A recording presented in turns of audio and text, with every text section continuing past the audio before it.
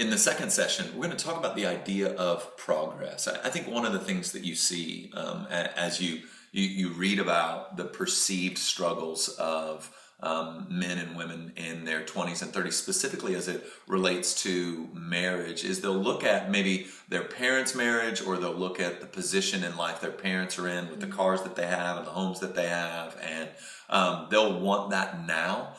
So even as I think about how my children perceive us and our marriage, they literally didn't see difficult days. They've seen really good days, right?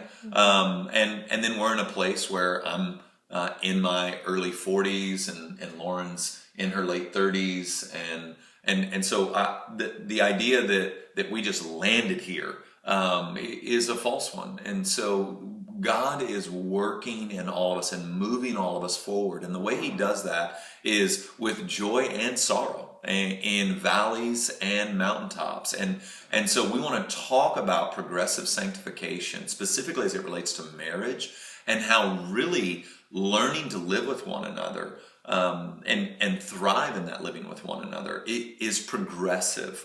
And again, once, like I said earlier, the long game idea means that I'm steadfast through that progress, knowing that God is taking us to a better day.